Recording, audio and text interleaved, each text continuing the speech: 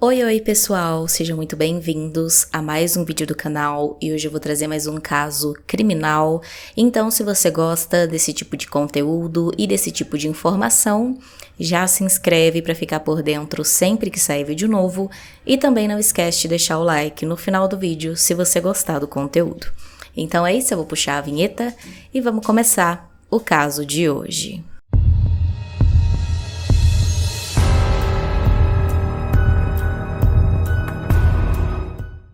Melanie Stacy Amaya Leon tinha 16 anos na época do caso e morava com sua mãe, Maria Leon, seu padrasto Rubem Dário Morales e sua irmã mais nova, Natália Maia, em Medellín, na Colômbia.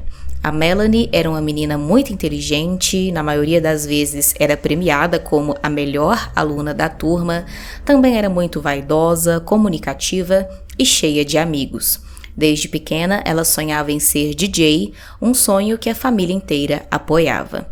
A Melanie sempre teve uma ótima relação com seus pais, mesmo depois que eles se separaram. A Maria e o William, os pais dela, cuidavam muito bem das suas duas filhas e conseguiam, separar bem essa questão de os dois não serem mais um casal, com a criação das filhas. Como eu disse, a Melanie tinha esse sonho de ser DJ e ela gostava muito de música, principalmente músicas eletrônicas, e ela também gostava muito de frequentar festas com as suas amigas, e desde que ela entrou na adolescência, isso passou a ser um costume. Sempre, praticamente todo fim de semana, ela estava nessas festas com essas amigas.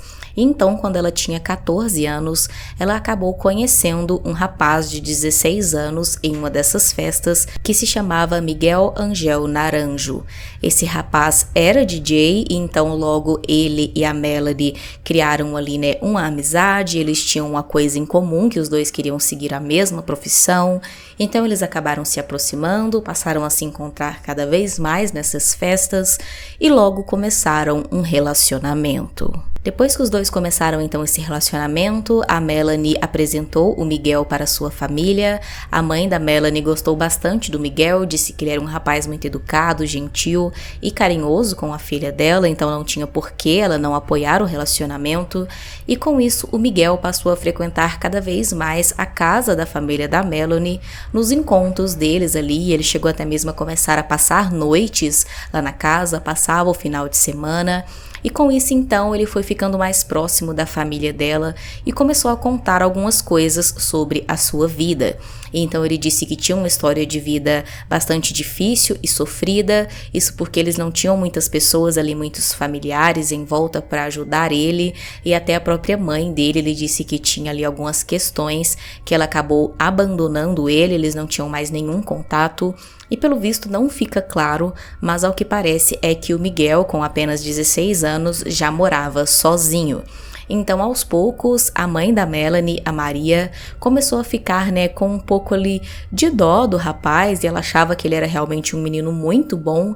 Então, ela tomou uma decisão aí um pouco questionável, que foi convidar o Miguel para morar na casa dela, junto com ela, a Melanie e sua família. O Miguel, então, aceitou o convite e passou a viver com a família da Melanie. No começo foi tudo às mil maravilhas, ele continuava sendo aquele bom rapaz, educado e gentil, porém com o tempo as coisas começaram a mudar. Ele e a Melanie começaram a brigar cada vez mais, ele começou a se mostrar muito ciumento e possessivo, não queria que ela se comunicasse com outras pessoas. Como eu disse antes, ele era uma menina muito comunicativa, extrovertida, que tinha vários amigos, gostava de sair para as festas, então ele não queria mais que ela fizesse nada disso, queria que ela cortasse aí o contato com todas as amigas, também não queria que ela fosse a festas, nem mesmo, ir junto com ela, queria que ela ficasse apenas dentro de casa. E então, para piorar ainda mais a situação, com o passar ainda mais do tempo, ele começou até mesmo a se tornar agressivo com a Melanie, chegando a agredir ela durante algumas discussões. A família da Melanie então começou a tentar interferir para encerrar o relacionamento e colocar o Miguel para fora da casa, porém a Melanie parecia estar completamente cega. Ela não queria que isso acontecesse, dizia para a família não se intrometer no relacionamento, que ela e o Miguel iriam resolver aquela situação. Os familiares da Melanie também começaram a descobrir algumas mentiras que o Miguel tinha contado, principalmente com relação à sua história trágica sobre a sua família.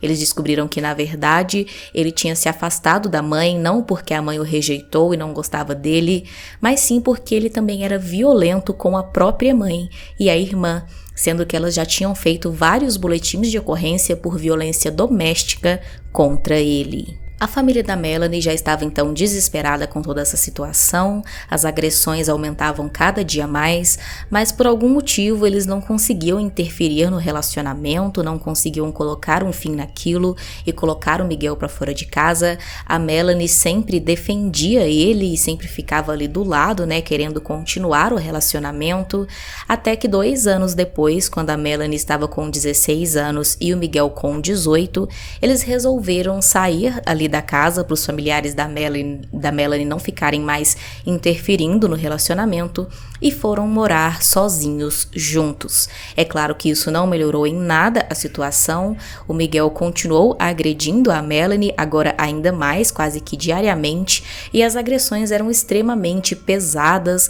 ao ponto de ela ficar muito machucada e até mesmo, né, sair sangue, ficar sangue ali espalhado pelo quarto ou pelo cômodo onde a agressão aconteceu. Mas mesmo assim, a Melanie se dizia completamente apaixonada pelo Miguel e não queria terminar o relacionamento. Felizmente, depois de alguns meses que eles estavam morando juntos, ela acabou mudando um pouco esse pensamento, resolveu que não queria mais viver daquela maneira, disse que queria terminar o namoro e voltou então a viver na casa da sua família. O Miguel, como já era de se esperar, com todo o seu comportamento violento, não aceitou o fim do relacionamento, começou a perseguir a Melanie por todos os lugares que ela ia, também perseguia ela virtualmente, né, mandando mensagens, ligando, mandando diversas ameaças e dizia que iria tirar a vida dela se descobrisse que ela estava se envolvendo com uma outra pessoa. A Melanie e seus familiares chegaram a ir à delegacia e pediram uma ordem ali, né, protetiva contra o Miguel, porém isso não adiantava nada, porque ele continuava indo até a porta ali da casa da Melanie, continuava fazendo ameaças e perseguindo ela por todos os lugares. Em 28 de junho de 2018, 3 meses após o fim do relacionamento entre a Melanie e o Miguel, a Melanie saiu à noite para ir em uma balada comemorar o aniversário de um de seus amigos. Porém, depois disso, ela não voltou mais para casa. Na manhã seguinte, a mãe dela estranhou ela ainda não ter voltado para casa, então tentou ligar para ela, mas não teve respostas. O celular da Melanie estava desligado. Então, preocupada, a mãe tentou ligar, né, para o pai da Melanie para ver se ele sabia onde ela estava.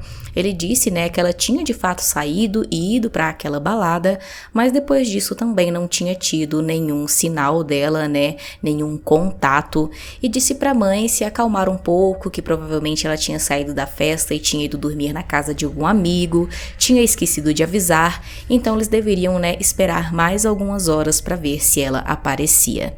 A mãe sabia que não era comum a Melanie fazer isso, ela sempre avisava quando ela ia passar a noite fora ou demorar para chegar em casa por algum motivo, mas mesmo assim ela resolveu esperar. Passadas mais algumas horas, então, e sem nenhum sinal da Melanie, ela e o pai da Melanie começaram a ligar para vários amigos dela para ver se alguém sabia do seu paradeiro, e alguns disseram que tinham estado com ela naquela balada na noite anterior, mas que ela tinha ficado por lá há pouco tempo e depois tinha ido embora e eles não sabiam dizer para onde ela tinha ido. Ao final do dia, então, como a família ainda não tinha nenhuma notícia da Melanie, eles resolveram ir até a delegacia, porém, chegando lá, eles foram informados de que, como a Melanie já tinha 16 anos, era uma adolescente, já tinha esse estilo de vida de sair de casa sozinha e passar o fim de semana fora, ela até mesmo já tinha, né, morado com o namorado, então eles consideraram ela ali como uma adulta e disseram que os pais deveriam esperar 48 horas, ou seja, até o fim do final de semana, para de fato, né, fazer uma denúncia de desaparecimento se até lá a Melanie não tivesse voltado. Para os policiais, a Melanie estava apenas passando o fim de semana fora e quando fosse ali no domingo ou na segunda-feira, ela iria voltar para casa. Então os familiares, sem terem muito o que fazer, não conseguiram, registrar aí o desaparecimento e continuaram procurando por conta própria, espalhando cartazes ali com fotos da Melanie por toda a cidade. O fim de semana se passou então sem de fato nenhuma notícia da Melanie e na segunda-feira os familiares conseguiram finalmente registrar o desaparecimento e a polícia começou as buscas. Logo eles descobriram então uma testemunha que disse que tinha visto a Melanie naquela noite, naquela madrugada em que ela desapareceu, próxima a uma quadra de futebol em um bairro próximo da casa dela. E segundo essa pessoa, a Melanie não parecia estar muito bem, ela estava suja e aparentemente machucada e também estava na companhia de um rapaz que usava roupas largas. A pessoa infelizmente não viu de tão perto assim e não sabia dar as descrições do rosto desse rapaz, então isso dificultou um pouco ali as investigações da polícia, porque praticamente todos os rapazes que a Melanie conhecia, inclusive o seu ex-namorado Miguel, usavam esses tipos de roupas um pouco mais largas, então essa informação era muito genérica. Mesmo assim, os policiais começaram a interrogar aí esses amigos da Melanie, porém ninguém sabia dar nenhuma informação.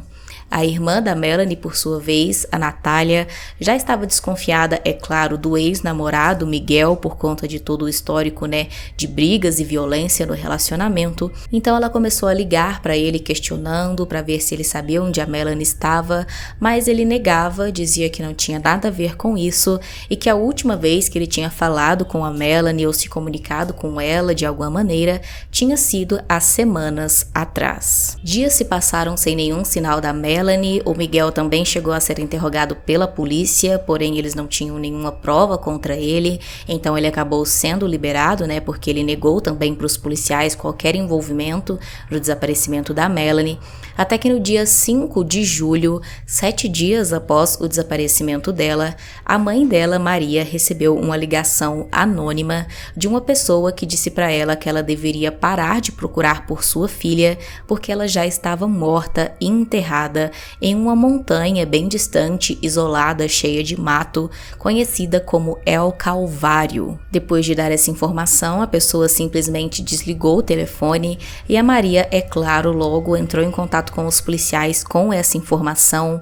Eles foram imediatamente realizar buscas nesse lugar. Era um lugar de difícil acesso, porque era uma montanha com muito mato, muitas pedras, então eles realizaram ali, buscas intensas naquele lugar, mas infelizmente, para tristeza de todos, eles acabaram encontrando ali o corpo já sem vida da Melanie. O Ruben, o padrasto da Melanie, que foi quem encontrou o corpo dela, ele estava ajudando ali, nas buscas, e ele disse que percebeu algumas folhas pisadas e também um rastro longo que se seguia ali, amassando a vegetação, como se alguma coisa tivesse sido arrastada no chão naquele local, e também percebeu que tinha uma grande quantidade de mosquitos naquela área.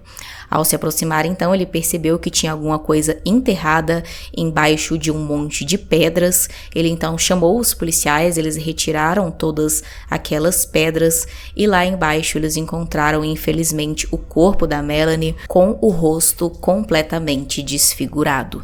A mãe dela foi chamada até o local e conseguiu fazer o reconhecimento do corpo da filha através das tatuagens que ela tinha. O corpo da Melanie foi então levado para a perícia e logo eles descobriram a causa da morte e tinha sido asfixia mecânica, ou seja, a Melanie tinha sido estrangulada até a morte. O primeiro suspeito acabou sendo o Ruben, o padrasto da Melanie, porque foi ele quem encontrou o corpo, então os policiais acharam meio suspeito, todas aquelas pessoas ajudando nas buscas, inclusive a polícia, e um local tão difícil assim, com um acesso tão difícil, e ele acabar achando o corpo com tanta facilidade.